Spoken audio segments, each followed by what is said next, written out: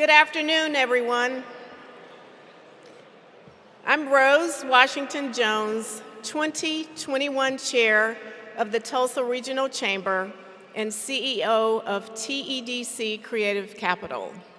Again, welcome to the Chamber's State of the State with Governor Kevin Stitt. This is our first event back at the Cox Business Convention Center in more than a year and a half, and it's good to see so many familiar faces.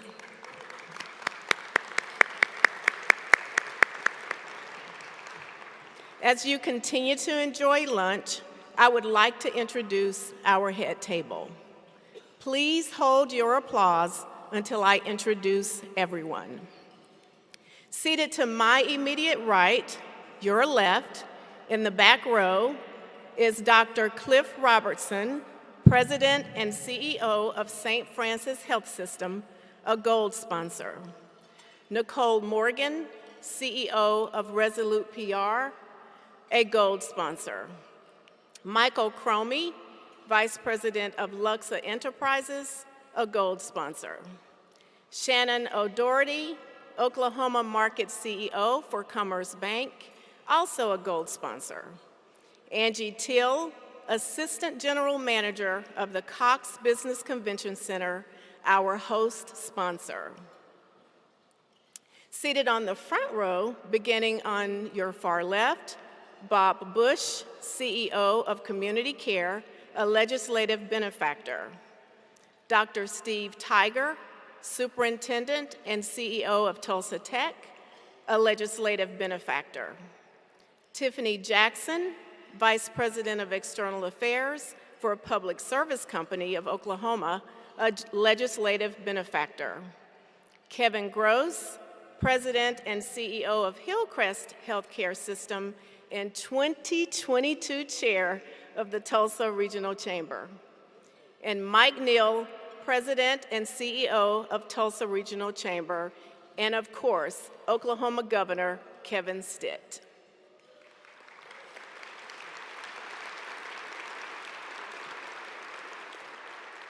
Now seated to my immediate left, your right on the front row, Ed Durr, Senior Director of Oklahoma Operations for Spirit AeroSystems, today's presenting sponsor. Oklahoma Lieutenant Governor Matt Pinnell, Chair of the Tulsa County Board of Commissioners, Stan Sallee, Roger Ramsire, immediate past Chair of the Tulsa Regional Chamber, and Vice President and Tulsa Market Leader for Cox Communications, a legislative benefactor.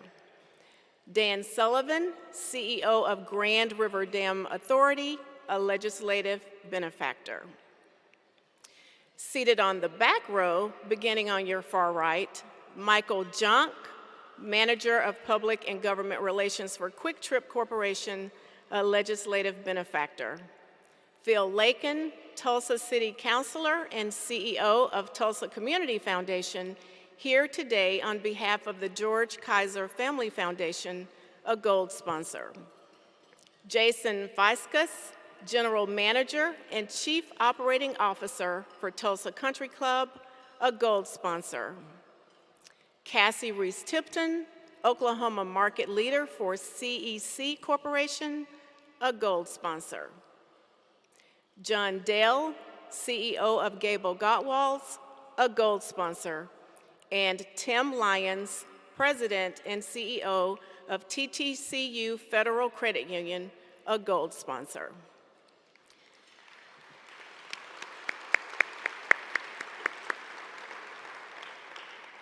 In addition to these sponsors seated at the head table, we owe a special thanks to AT&T, a gold sponsor, Cherokee Nation Businesses, a legislative benefactor, One Oak, a gold sponsor, Snocky Turnbow Frank, a gold sponsor, and Tulsa Zoo Management Incorporated, a gold sponsor. Today's event is made possible by TES Productions. Also, thank you to each of our silver and table sponsors, which are listed on the back of your programs. Once again, please join me in thanking all of our sponsors for their support.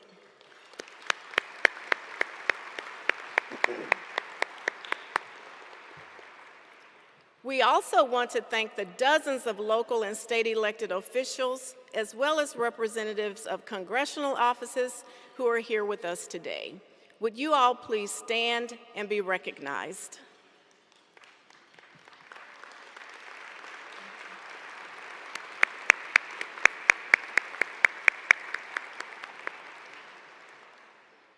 It is now my honor to introduce the 28th Governor of Oklahoma, Kevin Stitt.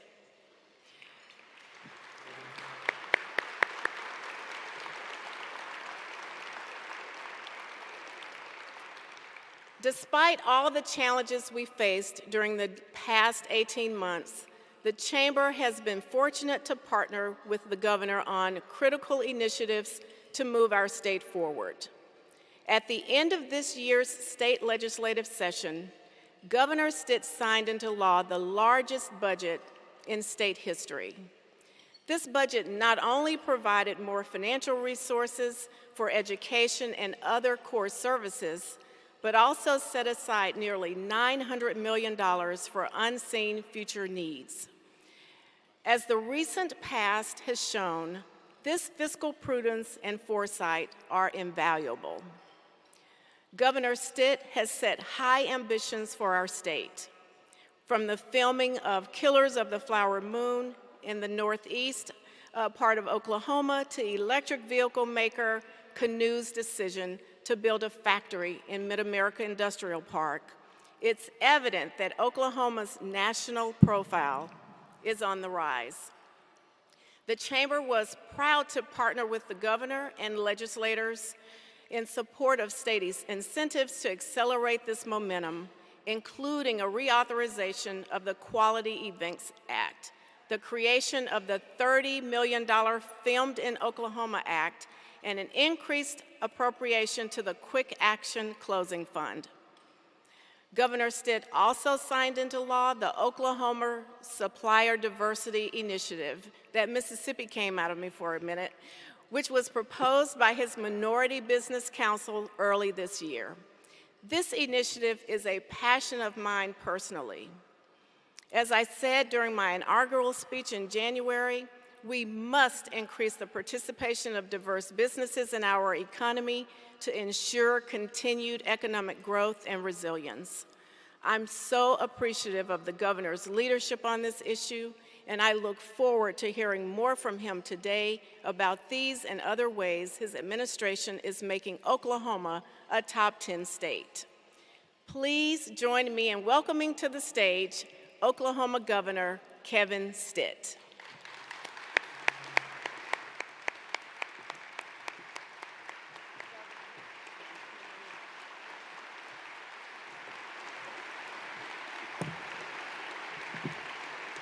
Thank you. Thanks so much.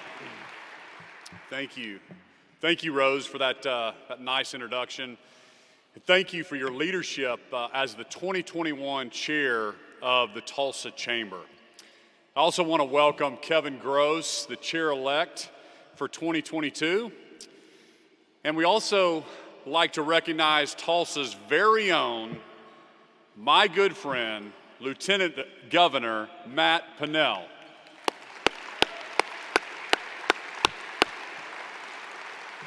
He is doing a fantastic job, and I also want to especially recognize the Secretary of State, the pride of Sapulpa, Oklahoma, Brian Bingman, wherever he's at. And some of my friends in the National Guard, we have Brigadier General Tommy Mancino, an Assistant Adjunct General with the Army, and Brigadier General Trey Siegfried is in the house, so I want to welcome them. Thank you guys so much for your service to Oklahoma.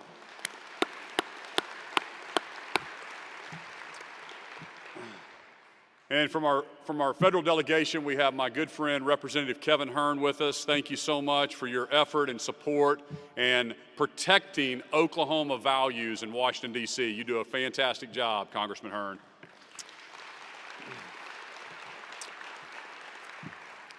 And to all of my friends here today, it's so good to be with you this afternoon. It's always good to be back in T-Town, my home for the last 21 years. You know, the business and community leaders that are here today, it's so important that you're engaged in what's going on at the state capitol. So thank you for being here. Thank you all for your commitment to making Oklahoma and Tulsa the greatest city and the greatest state in America. Because of you, Oklahoma is becoming a top 10 state. This city has some major events and announcement this year. Tulsa just hosted its inaugural Ironman competition in May. It brought about 2,000 athletes and $10 million to the local economy. In January, the PGA of America approved Southern Hills as the site of the 2022 PGA Championship. And I was thrilled to help recruit Canoe, an electric vehicle manufacturing company, move from California to the Tulsa area. Canoe's factory will open up in 2023, and they're going to bring 2,000 jobs to our state. This is a huge win for Oklahoma. And I could not have done it without our Secretary of Commerce and Workforce Development, Scott Mueller. He is truly doing a fantastic job. You know, Canoe's CEO, Tony Aquila, he told me that he chose Oklahoma over other states because he wanted to be where the puck is heading, not where the puck was now. And Oklahoma is becoming the place to locate and build your business because of our pro-growth, pro-business, and pro-freedom policies. But there's one more person who deserves some credit here. I want to thank Oklahoma's Economic Developer of the Year, California Governor Gavin Newsom.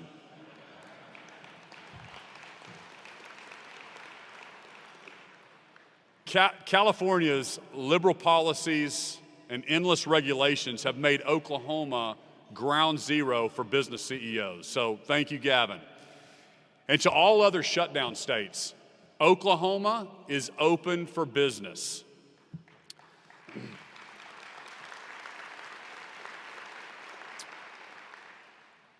You know, as governor, my mission is to make Oklahoma the most business-friendly state in the country. And it gives me great pleasure to tell you something not a lot of other governors can do right now, certainly not Governor Newsom. Our state's economy is thriving. We even have a budget surplus this year. And that is because of the decisions we've made over the last 18 months.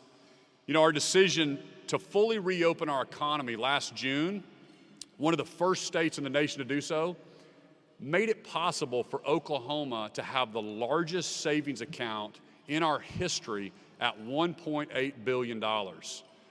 And because of that, we were able to give money back to the taxpayers in the form of tax cuts, both for individuals and businesses, while restoring the earned income tax credit for the working poor. And because of that, we now have the 7th lowest tax burden in the entire nation. The domino effect of that goes on and on. Our unemployment is the 8th lowest in the entire nation. And did you know CNBC ranks Oklahoma as the #1 cost of doing business state? To me, those decisions are keeping Williams and Quick Trip and American Airlines right here in Tulsa. Those decisions encourage others to look at Tulsa and say, we have to move there. And I'm not going to take my foot off the gas. I will always do what's right for Oklahoma. And now, as the governor of the sovereign state of Oklahoma, it's my job to discuss the most pressing issue we're facing as a state. By now, most of you are familiar with last year's Supreme Court decision in the McGirt case. I warned about that last year when I was here and spoke to you. The court ruled that for the purposes of the Major Crimes Act, the Indian reservations were never disestablished. And I've said from the beginning that ruling creates uncertainty in our state. It threatens Oklahoma's sovereignty. and creates a public safety nightmare for victims and law enforcement. But there's good news to share. I recently appointed John O'Connor as Oklahoma's Attorney General. John is a Tulsa native. He has 40 years of experience in the field of law. I've personally known John for the last 20 years. He's been married to his wife, Lucia, for 43 years. They have 4 children and 10 grandchildren.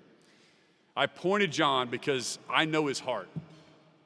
He's a man of integrity, a man of faith, a great community leader. John is the right man at the right time, and he will protect Oklahoma's values and fight back against the Biden administration's overreach. Let's give John O'Connor a round of applause. He's in the house.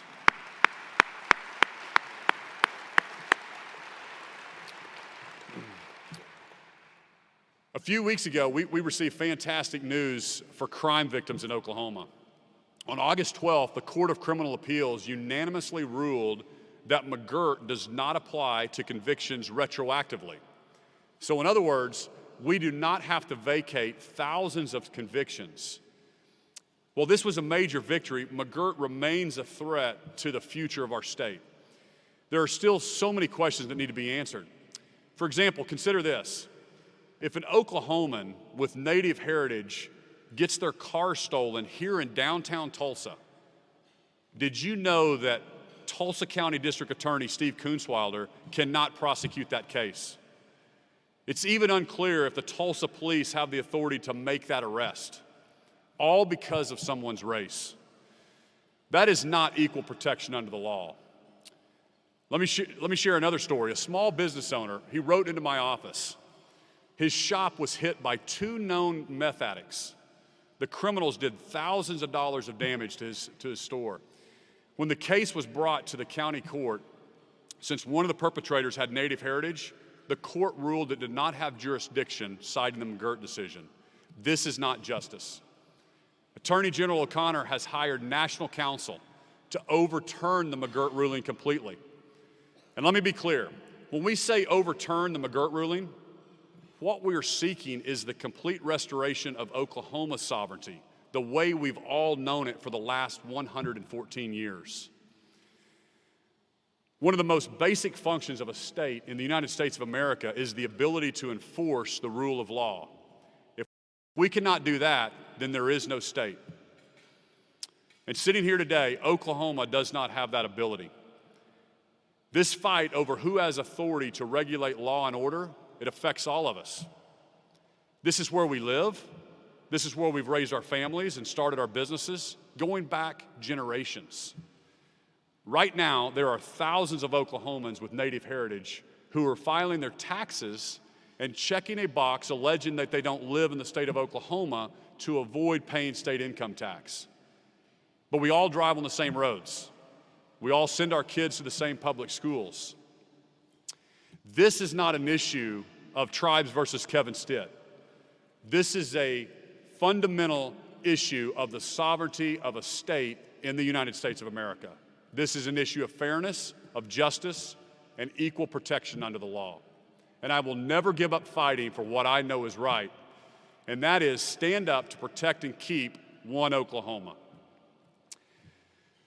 It's clear that McGirt is a challenge for our state.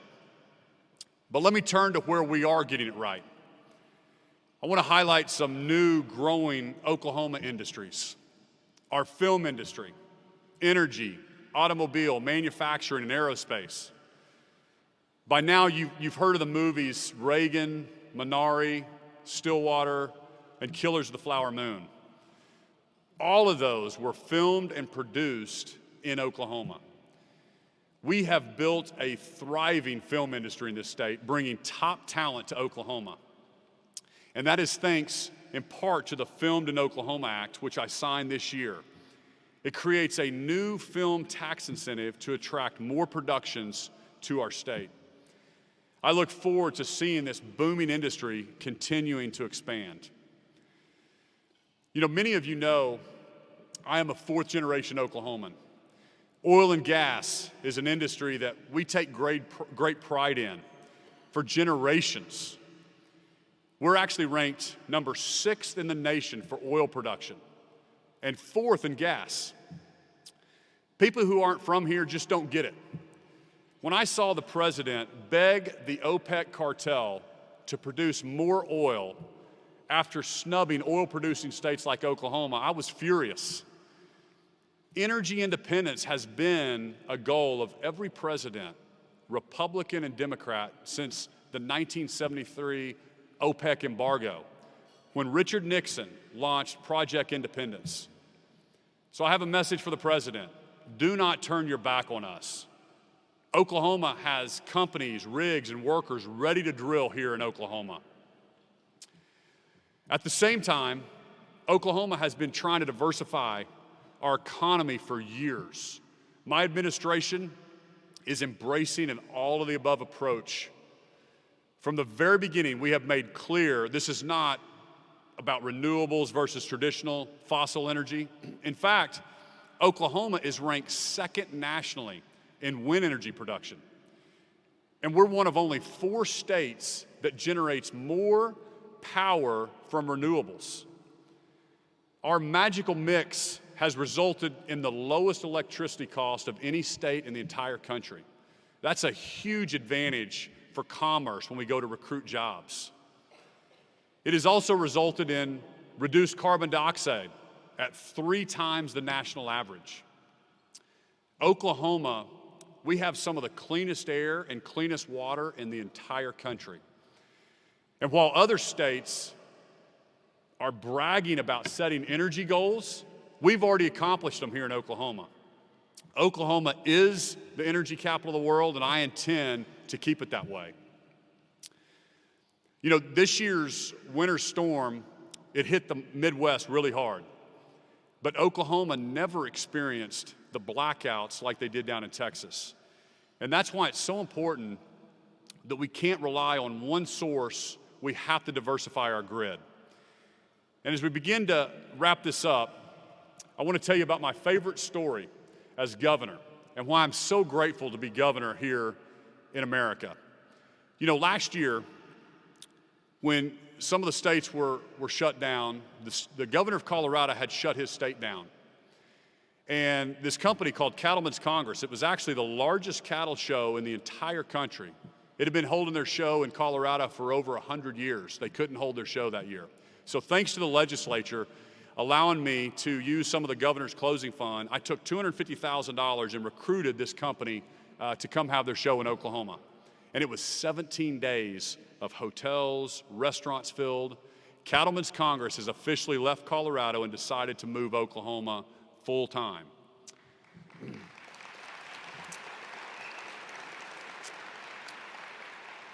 Well, the governor of Colorado did something I thought was kind of strange. He went out and he declared a meatless holiday right after that. So I was obviously trying to throw gas on that fire and recruit more ag companies to the state of Oklahoma. So I went out and snapped back and I declared meat all week in the state of Oklahoma. Well, this organization named PETA, they did not like that very much. And so they rented a billboard in South Oklahoma City and called me Governor Meathead Stitt, Go Vegan for Life. So my team came and showed that to me, and I saw it, and I was like, yes. They don't know my friends in Oklahoma very well. So I got the biggest smoker that I could find. I put it up underneath that sign. Cattlemen's Association donated steaks and hot dogs and hamburgers, and I got on the radio in Oklahoma City, and I invited everybody to come over, and I grilled out hamburgers and steaks underneath that PETA sign in Oklahoma City.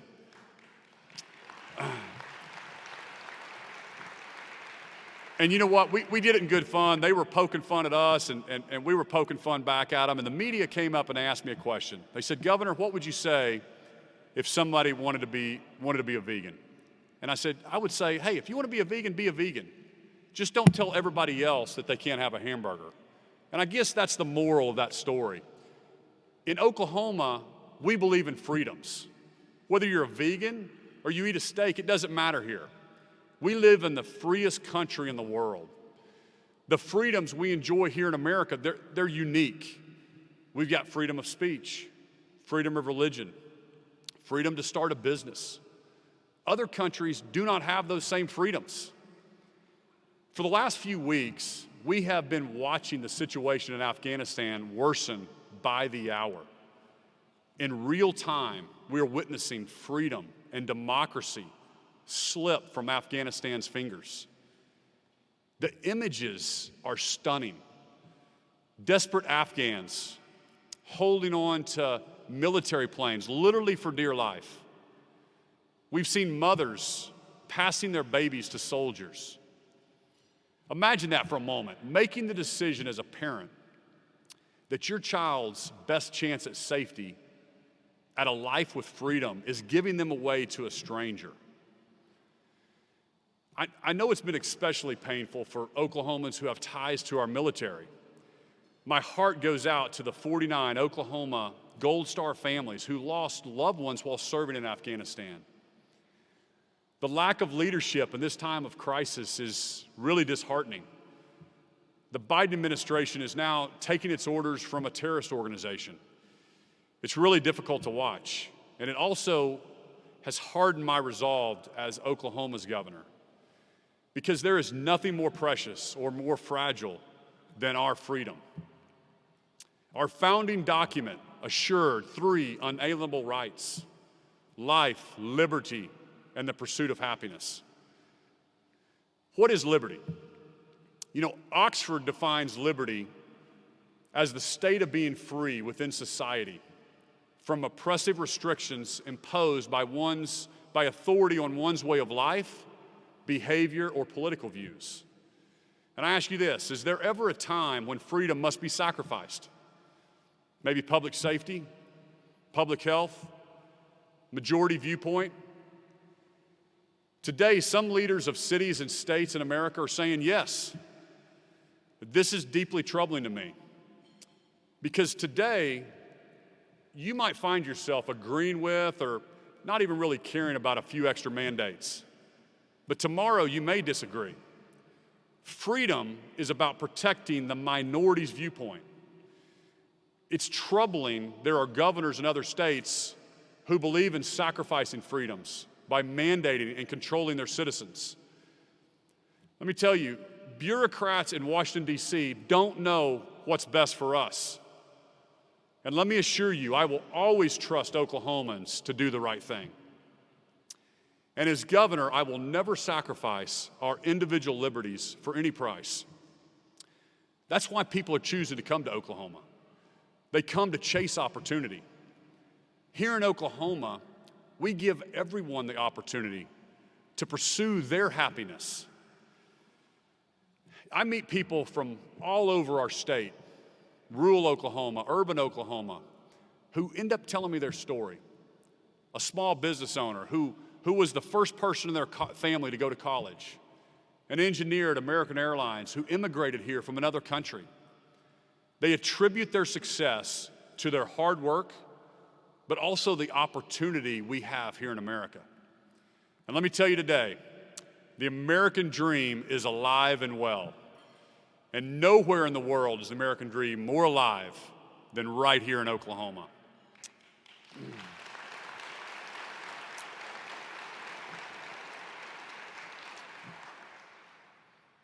As your governor, I pledge to always protect your life, your liberty, and your pursuit of happiness.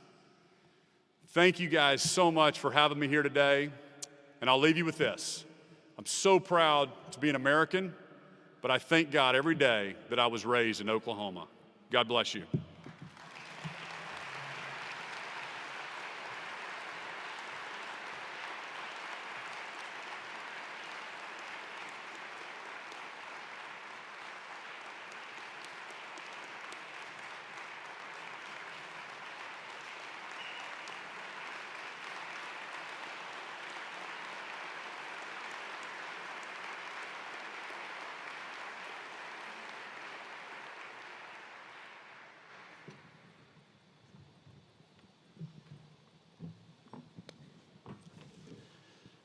Thank you, Governor. This is Dan Sullivan over here on your left.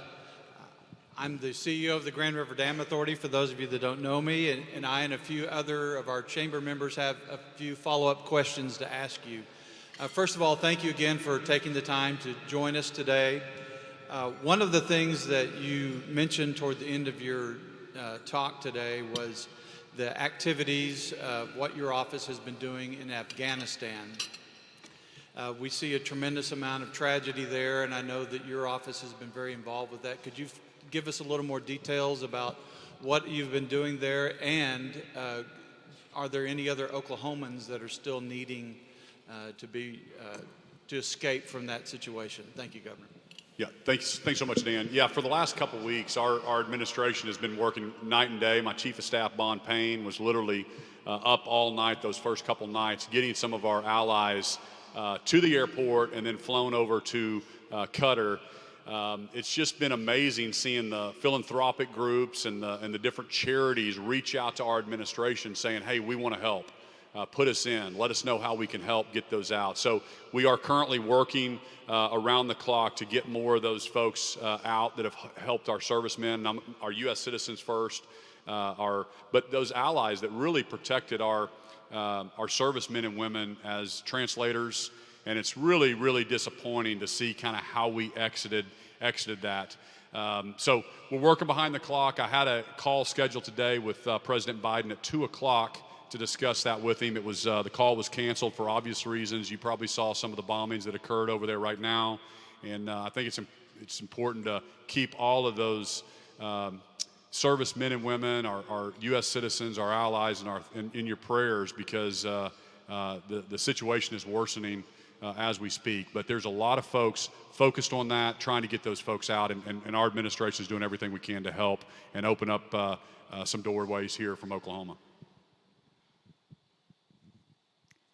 Good afternoon. I'm Shannon O'Doherty with Commerce Bank. Governor, what is the state of Oklahoma doing to help ensure adequate hospital capacity for COVID patients as well as other non-COVID medical emergencies? Thanks so much, Shannon. First off, I want to, if there's doctors and nurses, or any of those folks in your sphere of influence, we need to thank them, because they have had a long road for the last 18 months fighting this virus.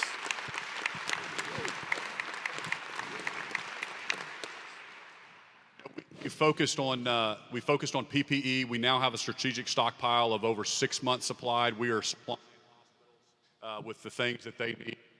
We have done some emergency orders to make sure they could expand hospital bed capacity and waive some requirements on staffing. But the biggest issues we're hearing from our the folks at the hospital and the administrators is staffing.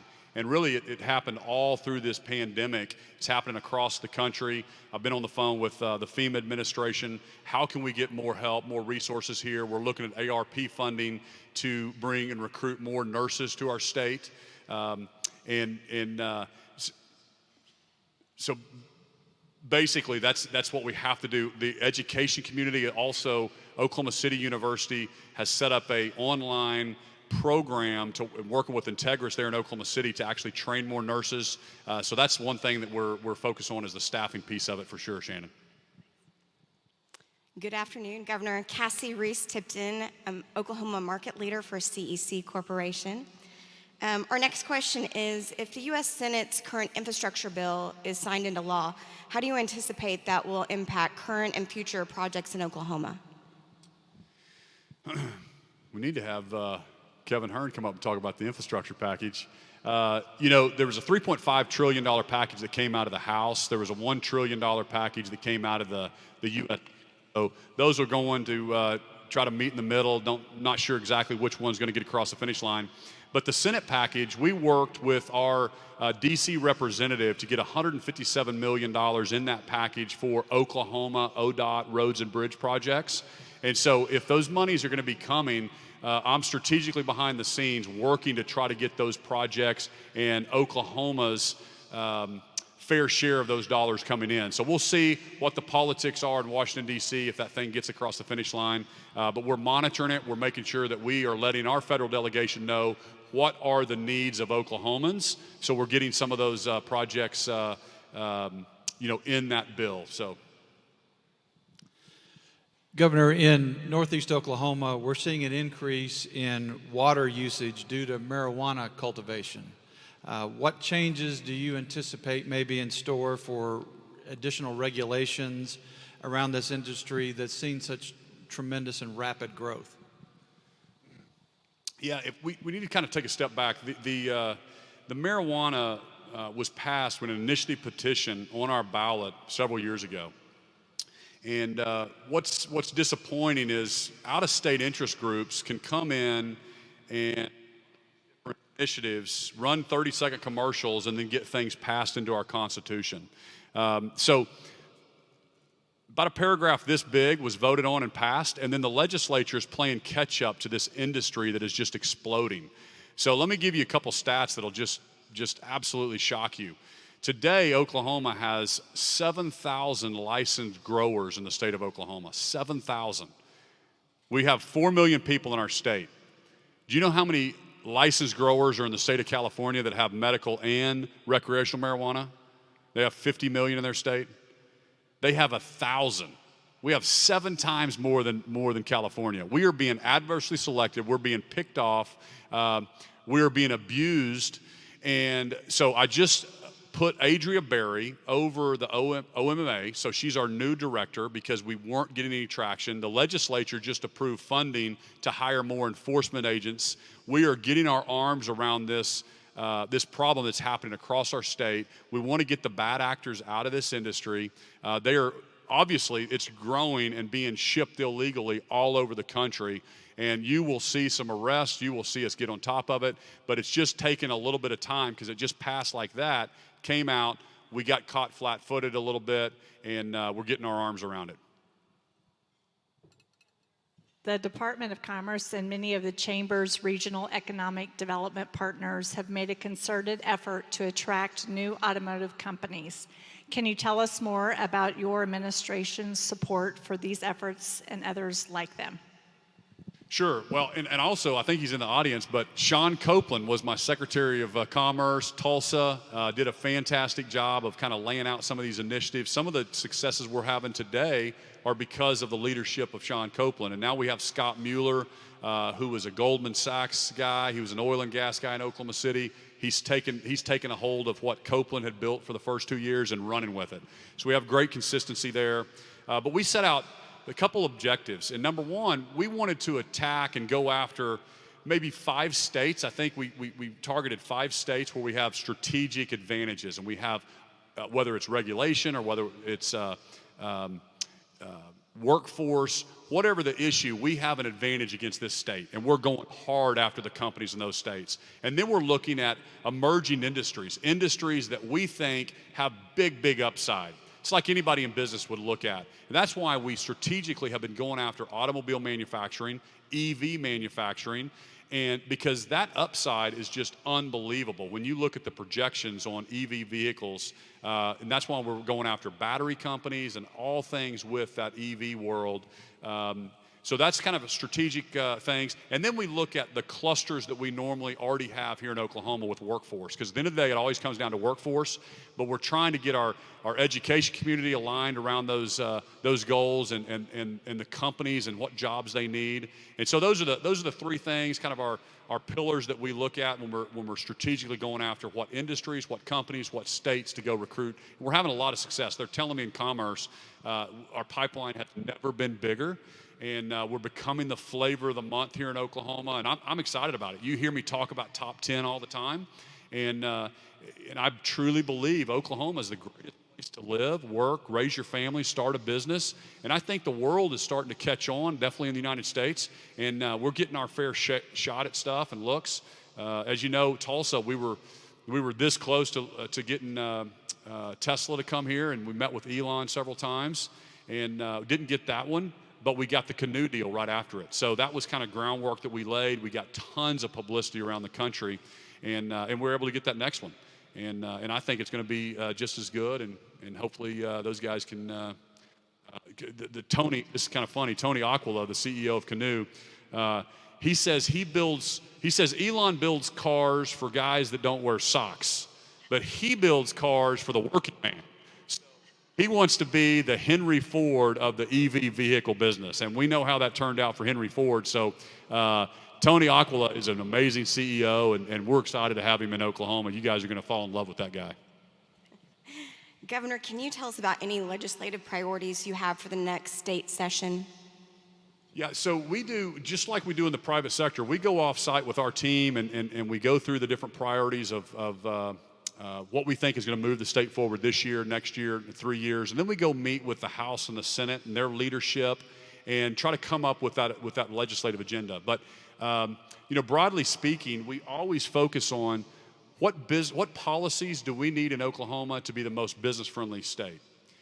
What policies do we need to be to run the state more efficiently for the taxpayer? And I think a lot of governors, well, I'll tell you this, I put a COO in place. First time a state's ever had it. We have a chief operating officer now running the state. It's a guy named Steve Harp. I don't know if he's in the house tonight or not, but doing a fantastic job. And all of my cabinet reports up to Steve. So there's 33,000 employees in state government. We all want the same thing. We want the best education for our kids. We want the best health care, access to health care. We want the best roads and bridges, and we want the best economy. And how do we run those state agencies more efficiently with technology and beat every other state? We've got the same thing that every other state has. So we should look and compete and ask ourselves, why can't we be number one in this category or that category? We're number 9 right now in bridge conditions across the country. We're 26th or 27th in road conditions, so we're always pushing on that. But when we think about policies, how do you run the state more effectively? How do we become the most business-friendly state? And then we've got, I could get into the weeds on sentencing reform, criminal justice reform, some of the things we're always working on. Because, by the way, we're 46th in that incarceration rates. I think we ought to be. If you're not at least average, and we want to be top 10 in everything. So we're low on that one, so we're obviously going to be pushing the needle. So I look at my governor's scorecard, and we're trying to move the needle and move up on all those different categories. So there's about 2,000 bills that are filed every year, so we'll have a percentage of those there that we're monitoring very closely. Thank you, Governor. That concludes our Q&A for today. I'll invite the audience to join me in a round of applause for your service to the state of Oklahoma.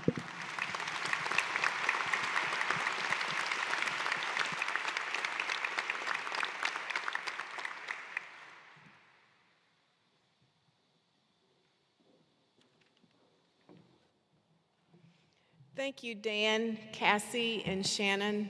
And Governor Stitt, thank you for joining us today, and thank you for your leadership. Before we conclude, I want to make sure you have a few upcoming events on your calendar. The Chamber's annual Tulsa Small Business Summit and Awards will take place Tuesday, September 14th at the Marriott Tulsa Hotel, Southern Hills. In addition to keynote speakers and topical breakout sessions, the event will recognize several outstanding small business people in our community. I encourage you to be there as we celebrate the resilience and impact of our region's small businesses. 2 weeks after that, on September 28th through the 30th, the Chamber will host the 2021 One Voice Washington, D.C. Fly-In. Late September will be an especially busy time for Congress and presents an excellent opportunity for impactful meetings with Oklahoma's congressional delegation. Our hotel room block at the Capitol Hill Hilton closes August 31st, so please register as soon as possible if you're able to join us on this trip. And finally, this year's intercity visit will take us to Northwest Arkansas, October 11th through the 13th. Our neighbors across the state line in Bentonville, Fayetteville, and Springdale are a great case study in regional collaboration, so we look forward to learning from them. You can register for these and other upcoming events on the Chamber's website at tulsachamber.com/events. We appreciate all of our sponsors for their generous support in making today's State of the State possible. Please take note of the businesses listed on your program and call them whenever possible.